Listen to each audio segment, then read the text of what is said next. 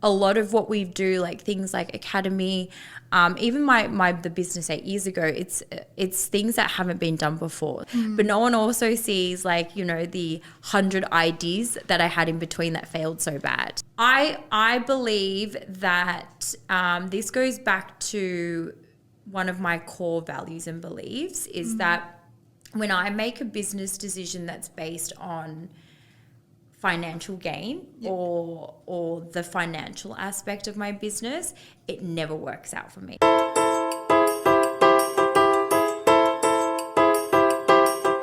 Good morning, early birds and future moguls. If you ever wondered whether the successful entrepreneurs start their day a little bit different, welcome to Founders Before 9 a.m., the backstage pass to the secret ritual, mindset hacks, and tiny habits that build loud legacy.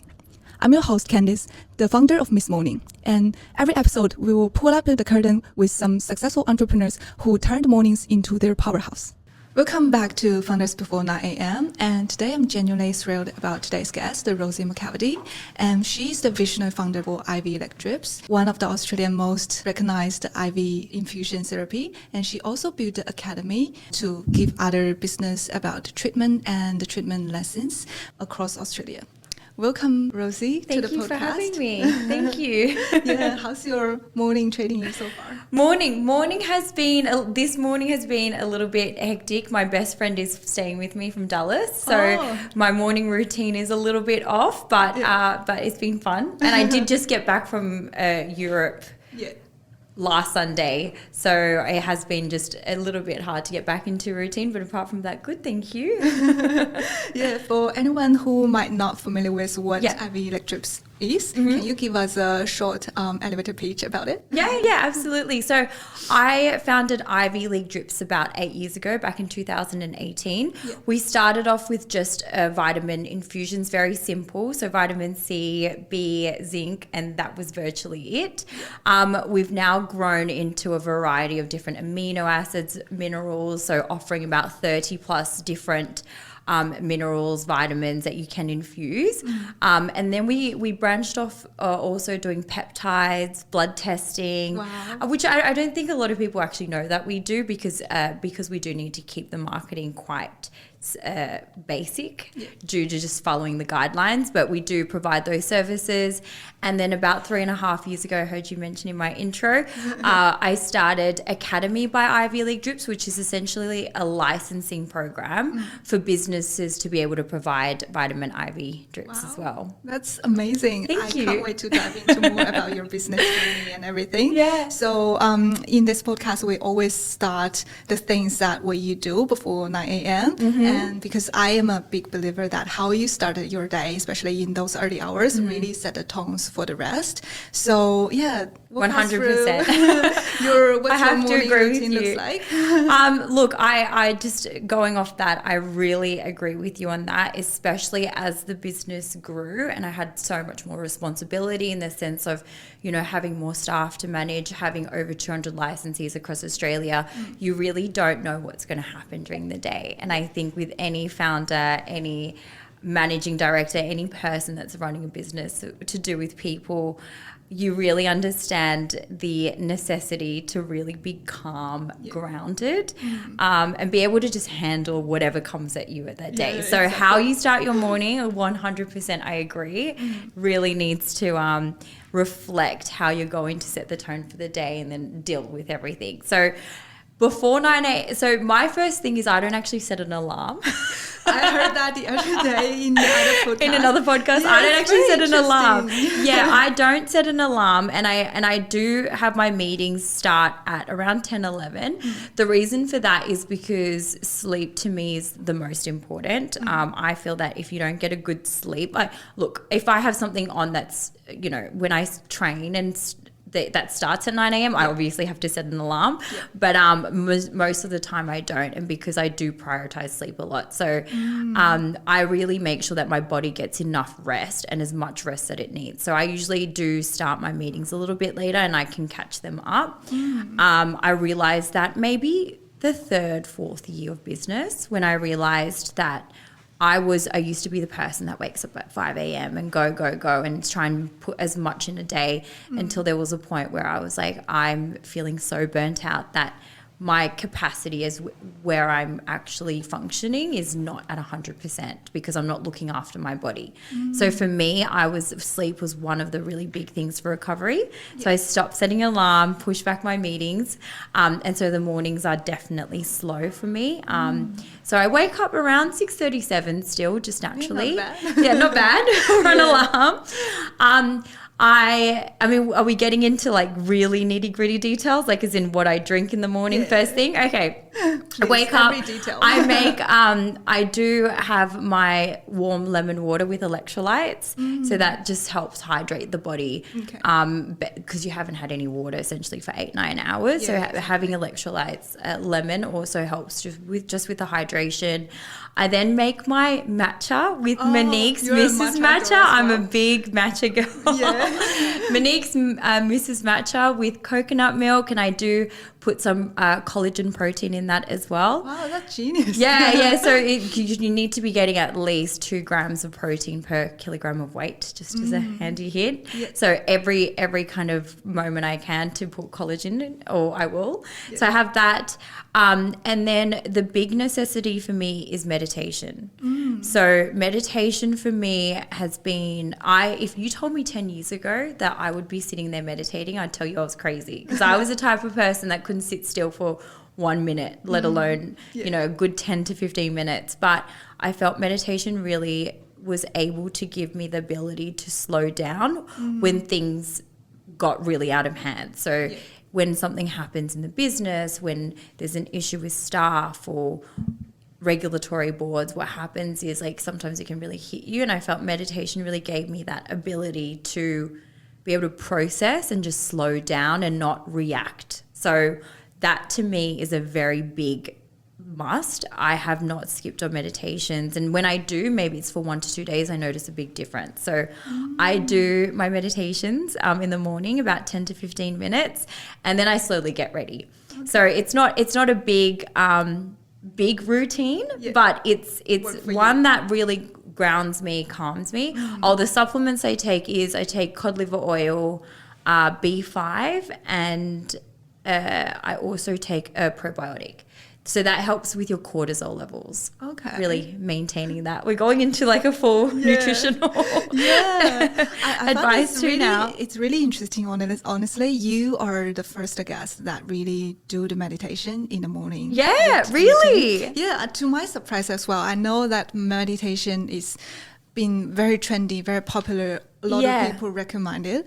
But like all the guests that they didn't mention it, they didn't do it. Okay, yeah, that's I guess surprising. maybe like in their morning it's become more like productive or doing something else that works for them. But like hearing that you actually doing it and finding some difference from it, it's really interesting. It's really good to know, especially when you mentioned that like 10 years ago you wouldn't do it. I would not have. And look, to say that, do I love it and do I look forward to it? No. Like there are days where I'm like, I really just can't be bothered sitting there for another 15 minutes. I mean, right now, this morning, before I really didn't want to, but I knew that this was like the time to do it because, when I've got a busy day today back to back as well.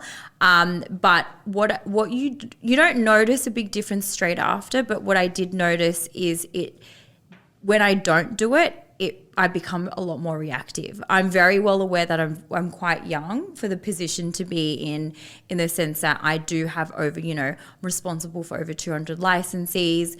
We work with, doctors. I've got a team of over 20 people that I really needed to learn those skills where when something was to happen, when an issue was to arise, it is at the end of the day. Generally, I deal with the worst problems, right? So I've got my managers and then the people under them, and essentially the problems that come to me is when no one else can fix it, and then it comes to me. So the problems that we can be quite big, and there's a lot of risk associated to it. So I had to learn a way that was essentially like, how can I ensure that when a problem comes that I will sit there, I'll be able to deal with it without emotion first of all, and logically and practically as well. And I think, being a woman, I have to say no sexist kind of vibes giving out there, but as a woman, we do have our hormones, you know, that fluctuate throughout the month. And so we do react very emotionally as well. So taking that all into account, meditation for me was a way that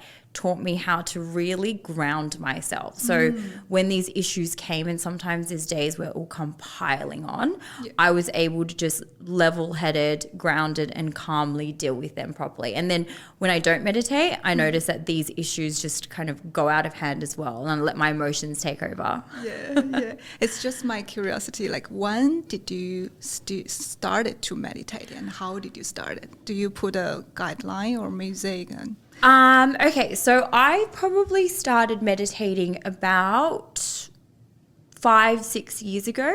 Okay. So maybe 3 years into the business. I would say the first 2 to 3 years business was a lot of learning. So it was a lot of learning to do with how I needed to really, I guess, like understand myself as well, and how to grow a company, grow a business in a very healthy manner. Because doing when you start a business, when it's just yourself, it's very different to then starting to hire people and manage people, because then you've got people under you. And so I feel like when it got to year 2 and 3 of the business and it started to grow, I realized that if I didn't learn how to manage my own emotions and ground myself, then I wasn't able to manage my team and grow them. And so I think that came as, like, you know, you trialed everything. Like I would listen to different podcasts, listen to different audio books, trying to kind of understand and study the entrepreneurs who are successful, like in this world. And meditation was probably one of the most common things that came up. So I was like, not something I'm interested in, but I'm going to try it. And so I started it. I found what really stuck with me was an app called Melissa Wood Health. Oh, yeah. Yeah, so Melissa Wood Health. So she... it's actually a Pilates driven app. So she does a lot of workouts, which I actually use when I'm mostly traveling. But her meditations I find absolutely amazing. So it's an app, and she does like 10-15 minutes, and it's a guided one. And so I've stuck by her for like 5 years. Yeah. Wow, that's amazing. Yeah. I found your morning is less about productivity, but more about like put yourself like grounding, and feel calm, and really like emotionally prepared yourself for the day. Yes. Yeah. I think I found that when I made that switch, and then when if I don't follow that, then it just becomes too chaotic. And a lot of what we do, like things like Academy, even the business 8 years ago, it's things that haven't been done before. So our licensing structure is totally unique, and so we don't have really a basis or a structure to follow, and everything has to essentially come from me, where I need to make the decisions and understand and really like be quite innovative, I guess, of where we should take the business. And without being grounded and being able to not be so chaotic, I really need that that center to be able to then make the right decisions. Yeah, exactly. Yeah, and I'm wondering, like, how could you become like this kind of person from like the younger girls? Yeah. So let's rewind the tape to really talk about your previous journey before this business. Yeah. So let us know, what did you do previously, like your journey and your experience, and what did you study? Okay, so I studied my bachelor's of pharmacy, and then I went into my master's of nursing. During that time, I worked at a pharmacy for quite a long time. So I worked in community pharmacy. I did a few placements also in hospital pharmacy. I looked into industrial pharmacy as well. And then obviously in the nursing, I worked in the public system. Especially doing the placements, I was able to really see the different hospitals in Australia. During that time, I also did work a lot. So my parents were very heavy I'm the youngest of 5 kids, very heavy on working early on. So my first job ever was in Supre. Okay. In retail at 16, I think. And then I obviously worked in community pharmacy. And then I also worked at the Star Casino. So this was years ago. This was back 10 years ago. That's very different. Very different. It taught you, and I feel like a lot of all the little jobs that I did really taught me a lot, in the sense of Just customer service, understanding work ethic as well was a big one. So they really instilled, I had really great jobs, really great parents that really instilled very, very, very hardcore work ethic. So I did learn a lot of that, but the person I was back then was very different to who I am now. Like if you were to ask my parents, they would say I was very, I would say not calm, definitely not calm. I was very reactive. Yeah. I was not grounded compared to what I am now. And very like just very like go-getter mindset. But it was very good for the first, I would say, year or 2 years of business, because it really made me motivated, very motivated, brave. I was a risk taker, definitely a risk taker. So all those qualities helped in the first few years. But when it comes down to, like I said, managing staff, growing the business, and really, really taking the right direction, I had to really be able to, I guess, push that to the side and use it when I need it, because that's like my core personality, but then be able to switch it on and off when I needed to, because my brain was very chaotic. Like it was always like go, go, go, go, go. And I needed to just take a step back and hone in on like, okay, how can I also be the calm person that everyone needs me to be in the business as well. Right. Yeah, so very different person. Yeah, so you're like a training yourself, right? Yes. Through the whole journey. It was so much training, so much training. Yeah. Yeah, a lot of self-work and being the foundation of the whole team. A lot of self-work. The reactiveness was probably the biggest one, like staying calm, especially when you're not a calm person. I am definitely not. You're not a calm person? You come across as calm. I feel like I'm calm, but I'm really emotional sometimes, okay. Especially when I have something that I feel it's not go as I planned. I'll become very reactive to it, like emotional attached, and take a lot of things in personal at the beginning. But now I feel like, I think that's the beauty of being an entrepreneur. You really learn as you grow. Oh my gosh, and acquire so many things along the way. Yes, you learn a lot of, I would say that, you learn so many skills and understanding of yourself as well. But I mean, I remember just simple things like if something didn't go my way, I would take it very personally as well. So being able to detach your personal emotions from business has probably been my biggest learning curve and my greatest quality now. So when something happens, whether that's a staff member who's been with me for like 6 years and something happens with them, being able to take that emotion out of it is probably the greatest quality, because when you make any business decision, I feel with emotions or any personal emotions attached to it, it never goes the right way.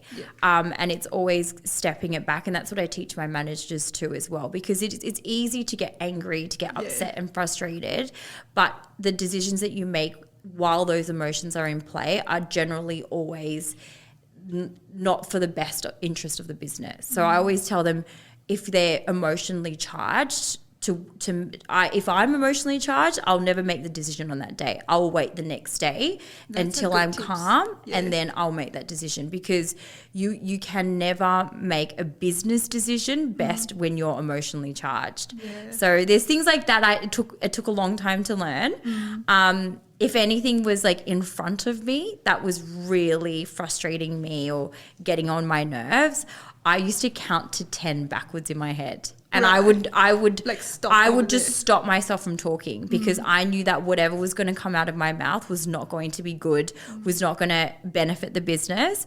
I would just stop myself from talking, and I would just count backwards, and I would just totally zone out. And so those things I used to have to put into place. Now I do it subconsciously. So, but now also I've been able to really detach my personal emotions from anything that happens in business. So I don't take anything personally. And that victim mindset as well. So really, really getting out of that victim mindset, which is like, why is this happening to me? Yeah, I think that's very natural, especially for like women founder or women entrepreneurs. Because we've got the emotions, we've got the hormones. That makes it easy to go into the victim mentality. Yeah, that's right. Yeah, and I heard that you mentioned it's not like why these things happen to me, and turns it like why this thing happened for me. Yeah. And then it's instantly change your mindset and the way you look at the things, and you look at what can I learn from it. Exactly. I mean, it sounds cliche, and I know you. So many people have said it. Like I've seen it on social media, but it is really it's so much harder to do than actually when you say it. Yeah. And there's obviously times where something will happen, and then automatically your mind goes to, oh, why did this happen, or why does this keep happening? But then, as long as you acknowledge it, and then you realize that you're going into that, and then going, okay. I always think that everything happens for a reason, though. So when something doesn't work out, it's either you do your best, you try every alternative to make it happen. If it doesn't happen, then obviously it's just not meant to be. And so, or if you fail, which I've done, I think hundreds of times. And I think a lot of people do, I speak about this a bit as well, you know, everyone looks at Ivy League drips and they look at Academy by Ivy League and they think, oh, wow, it's like taken off. But no one also sees like, you know, the 100 IDs that I had in between that failed so bad. Wow. You know, I've tried to launch so many things in between that just did not work. Academy by Ivy League, I didn't have any more hopes of that working than anything else. Like there were things that I thought would work 10 times better than Academy, and they didn't. And, you know, you invest a lot of money and time and energy, and then being able to use that mindset of like removing that victim mentality and going, okay, this didn't work. Knowing when to let go is a big one too. So like knowing, okay, this is not working. I need to just let this go. And that's where the emotion can come, and that's where detaching your emotion is very important, because you can just let an idea go, a project go, and move on to the next one. And you just keep going and going. So Academy was probably, like I said, maybe not the 100th, that's an exaggeration, maybe like the 25th idea I had in those years that worked. Okay. So out of all of them, and they kept failing, that worked. And so being able to take the emotion out. So I was able to move on to the next idea, and then also not playing like, you know, instead of going, this failed, why is this failing? Do I keep failing? You go, okay, so what does my business or the people that my customers, what don't they like? So, okay, now I've learnt that from that lesson. That's my failure. This is a lesson. Take it to the new idea and the new idea, because you're never going to make that same mistake again. Well, you shouldn't. If you really learnt it, you shouldn't. And then eventually you slowly start crossing off things that don't work. But you know you've tried it once. To me, I'm open to anything. I'll try everything at least once. And I always see it as it either works or I learn from it. And so I'll just keep learning my lessons until I hit that one idea, which was Academy, that just boomed. It just boomed in the last 3.5 years. And mind you, the advisors that I had, they weren't thrilled about it. They didn't say this is 100% going to work. Like I had ideas before that people thought, oh my God, this is it. This is going to go crazy. Everyone's going to love this. And then it was a total failure. Whereas Academy was something I had, and everyone was a little bit hesitant. I knew it would work. I didn't know how well it would work, but over the last 3.5 years, I mean, we've got over 220 licensees now. Oh, that's massive. Which is massive. And I feel like that was like the 25th idea I had that actually worked. Wow, that's amazing. Yeah. So let's talk about the Ivy League drips. How did that happen? How did everything happen? Because this is something that very new to Australia. So how did you find that idea? So I actually came across the idea when becoming an entrepreneur, by the way, was not a vision I always had. Like it was never a vision I always had. No. Okay. It kind of just, I guess with my personality, it just occurred that it just worked really well. So I I've always been interested in the human body. I've always been interested in health. I love the aspect of caring for people, which is obviously why I went into pharmacy, which is always why I also went into nursing.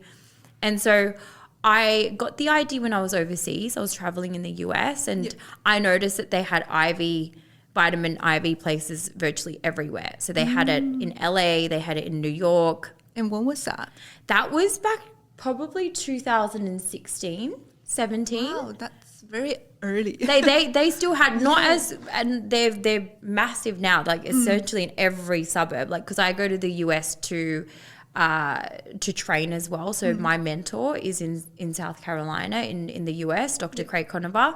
So I go to the US every few years. So I do see like the growth and what's happening. It's grown massively since, but even back then they still had them. I found it really interesting. I wasn't really understanding of what it was back then, to be honest, but I did find it interesting. And so I knew I didn't want to work in the traditional healthcare system in Australia, and I knew that I wanted to look into integrative health, that was something that did interest me. So I came back here, realized there was no one that was doing it here. There was one clinic or two clinics, but no one was doing it openly or to the extent that we're doing it now. And so or even in the US. And so I came back. It was very new idea, so there wasn't many guidelines / regulations that were around it, let alone much clarity as to how you would start it. But I always think when you start anything so big, sometimes ideas seem so far away and so out of place. Just write a checklist. So that's exactly what just start small, just step by step understanding like, okay, how am I going to source the vitamins? Who in the industry can I train with? I was very lucky that I had a connection to train with a integrative doctor back then who did IV infusions. So I trained with her. Okay. And then slowly I just put all the pieces together and we started. And at the very beginning it was very hard because it was no one knew what it was. Everyone thought like to get an IV drip you had to be sick. So they thought all our patients were in hospital, something was terribly wrong with them. And so to me then I looked at it, I go, okay, so I need to educate people. I need to get them to understand. And also I also knew if you look at the history, so looking at the history of the industry you're in is really important. 1960s is when the first vitamin infusion was given. And if you go look in Europe, if you go look in the US, it's everywhere. So knowing humans are humans, so we're all like the same in the sense of the essence of us is the same. So if it's grown in Europe, if it's grown in the US, why would Australia be any different? So it was taking that knowledge and going, okay, 1960s, and then the last 20 years in the US is starting to grow. It's only a matter of time before Australia jumps on. It's just going to be a bit harder being the first ones to do it. So the first 2 years were hard. What I was saying earlier, first 2 years were hard. It was really like groveling and educating, and just it was hard to break through. I guess you don't only need to educate customer because you need to bring that new things. It's not like consumer goods like drinks or food or skincare. It's something that you need to put the needles to people's body. Yes, it's invasive. No guideline in the whole industry. Yes. And there's no regulations, and you need to do everything from scratch. Exactly. Does that scare you? Look, I was. This is where the risk taker in my personality was really good. That person back then was very, very good at just doing and not being too scared. I obviously looked at the regulations, and it's similar to community nursing. So I knew what we were doing was across the board in that sense. But this was when I really had to, and I think this applies to every business, right?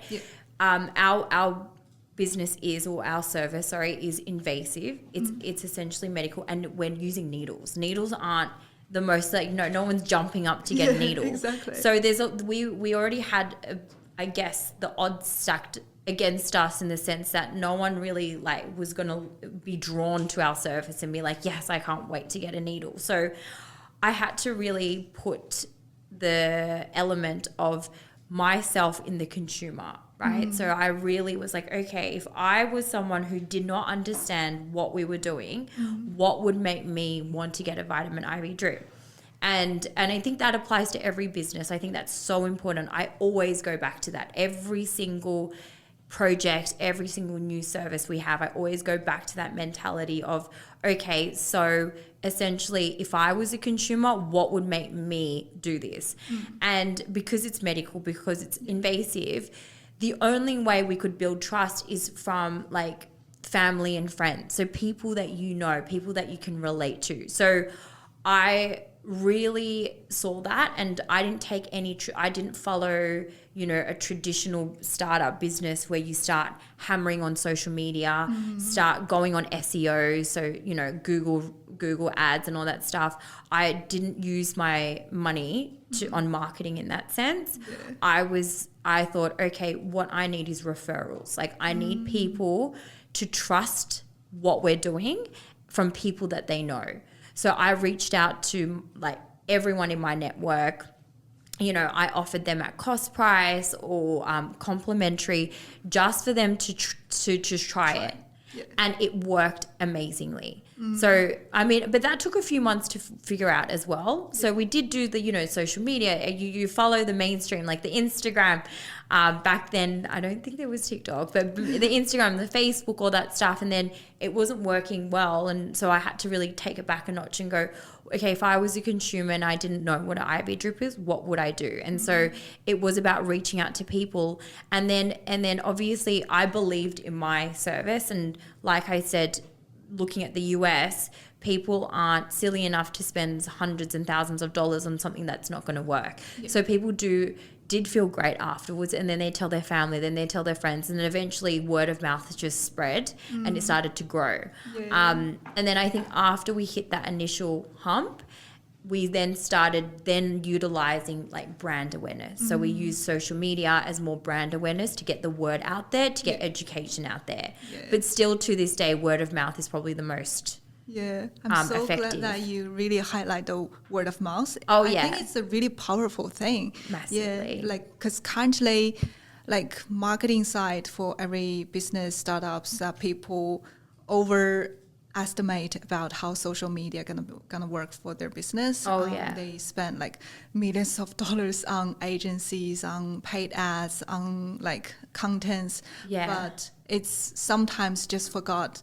We are still provide service to people, and word of mouth is actually the basic things that you should focus on, especially at the beginning stage when you don't have the financial capacities to be able to fork it out. Yeah. Well, that's why UGC, like user generated content, is so powerful, is because you're doing, like, if you compare, I mean, some brands, you look at some of their ad campaigns and they're amazing, right? They've probably spent thousands on a production to make an ad, but then you compare it to UGC, which is user generated content, and it's humans basically like just talking about, or users talking about their experience, and it performs way better because people want that interaction. They want that, they want to relate to you as well. And so with us, it was definitely invasive as you're getting a needle. It had to be even more personable. It had to be someone that you knew, that you trusted, talking about it in person to you. Yeah. And I found your model is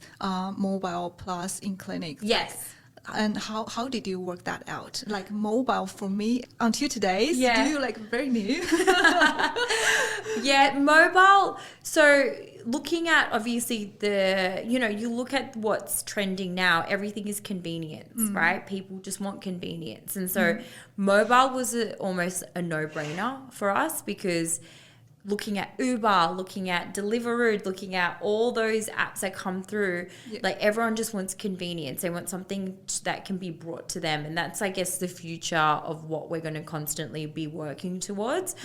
They had mobile in the States, so I was lucky to be able to kind of get that idea from there. Okay.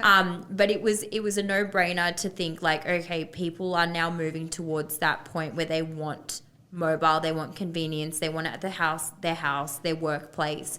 And so that was, I mean, it's harder to run a mobile clinic, as you can imagine, because the timing of the drivings and the nurses are driving around, but it's definitely, I think, what's gained a lot of popularity, and also being able to make it a lot more accessible for people. We still have our clinics. We have our clinic in Mascot, which now I would say people love coming in as well, because you do get that experience of like switching off and being able to have like your own time, not in your house, or not, if you've got kids or workplace, that kind of chaos, you're able to come in and switch off, but we give that option of mobile as well. That's fantastic. Yeah. You were saying that during the whole business journeys, like you were tried so many options and most of them got failed. Yes. So can you share about some of the ones that failed? Yeah. I would say the one that I had the most hope for was my memberships.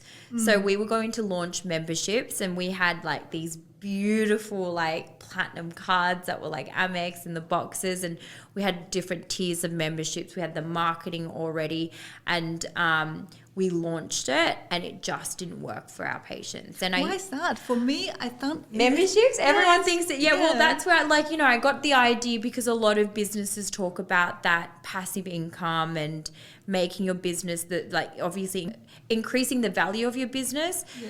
A lot of things like subscriptions and memberships, that's what really increases the value of a business, especially when you're looking at things like gyms, right? So a lot of their value comes from the fact that they have locked in contracts, and so anything with a locked in contract just increases it. So I believe that this goes back to one of my core values and beliefs, is that when I make a business decision that's based on financial gain or the financial aspect of my business, it never works out for me. And I believe that idea that I had was based on like obviously trying to create a passive income, trying to lock people in, our patients in.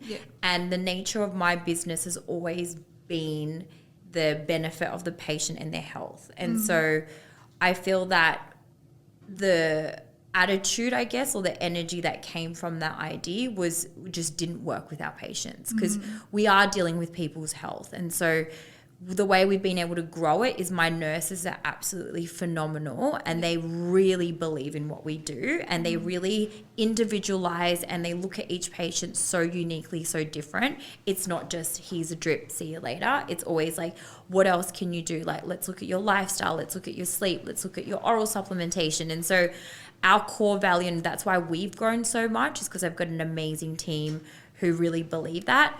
Whereas I feel like when I look back at the membership idea, the core, I guess, value was like just trying to lock in people. And I feel that just does not align with what we do and work with what we do. So as great as it was, it didn't work at all. And it took like maybe, I think 2-3 months I ran it, and I could just tell it wasn't working. And so we just canned it, as much as to my dismay, because I loved everything that we put into it. I just let it go. But I found that the licensing model is actually brilliant, because it really scale your business without scale your payroll. And also offer other business, like give them the freedom to be able to have their own branding. They don't actually need to like franchise your business. So that's a genius model. Like how did you came up there? Well, so from that, so the membership idea wasn't long before I started Academy, because it was part of trying to scale it. I feel that, and I really believe that having your ethos right of any business ideas right. So I guess from that membership, I really had to reflect and go, okay, why did this fail so badly?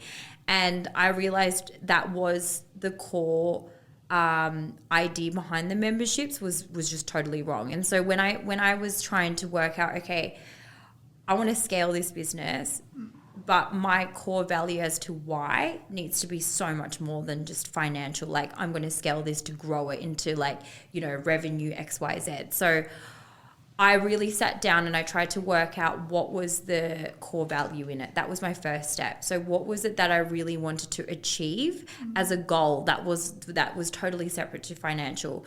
And I came up with like what I really wanted to do was make our service is accessible throughout Australia. So we had people traveling from, you know, hours on the public transport, flying down from Queensland to see us. And so it was like, how can I service these patients and make it as accessible in the most rural areas of Australia, and for them to be able to just access it, because it's so great. And like, you know, we've got a lot of people their stories come out, and it's really changed the way they live their life. It's prevented them, you know, it's like their energy levels, prevented them from getting sick, as if they frequently get sick. So just trying to make the service that we have as accessible. So I really narrowed that had to be the core like slogan in my brain the whole time, building. And that's how we built the licensing model. And I kept going back to that every decision. So I sat down with solicitors, accountants, advisors for hours and hours trying to build this, because our licensing model isn't a typical licensing model. And also before we decided on licensing, we obviously went into franchising as well. So they gave me those two options. Franchising wouldn't have been able to fit my whole purpose of making it accessible. There's only so many franchises you can open. Franchise is a lot more expensive and not as, I guess, accessible for people to actually do, because it's 30, 40,000, 50,000 minimum, if not up to the 100,000.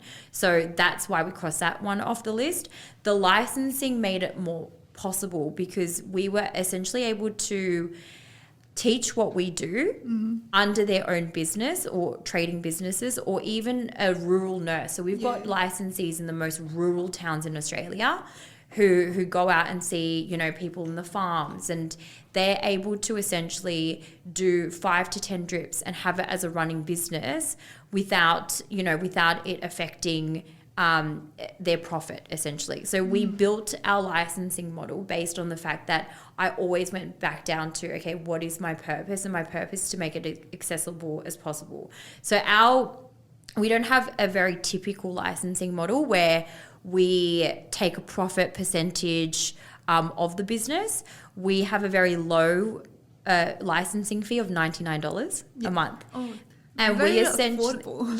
very cheap. That it always came down to that. And I think people listen to it and they go, what? Like, that's crazy. Like, that's less than a gym membership. And that was because every time I came back to, okay, what is it that I want to do? I want to make it accessible as possible. So I want the nurse out in, you know, the middle of Orange or living in such a rural area still be able to run their business at a very accessible, like a very affordable way and efficient way. So we've got a very low licensing fee, and essentially they purchase the vitamins through us. So we only make a percentage only if they're doing the drips. So if they don't do the drips, we don't take anything from them. They only pay the $99 fee. And so that model worked just phenomenally. Like we went from having like the first maybe 6 months, we had like 10, maybe not many, but then after, you know, the word got out, we were booked out months in advance. And we're still getting booked out as well. And so I think just what I learned from that membership and having that purpose is massive. It's just, you know, and the financial gain comes after that. But every decision I made was always on the purpose of how do I make this as accessible as possible to everyone in Australia. And so everything was built across that. It was unique to us. And it totally fulfilled what I wanted to do. Wow, amazing. I think that's really a masterclass for every entrepreneurs to really think about, like, how should they scale? Always come back to their why and their purpose. Always come back to the why. And the point that you mentioned, I think it needs to be highlighted, is not only make this treatment accessible to the customer, but also you add on value to every single business owners. Yeah.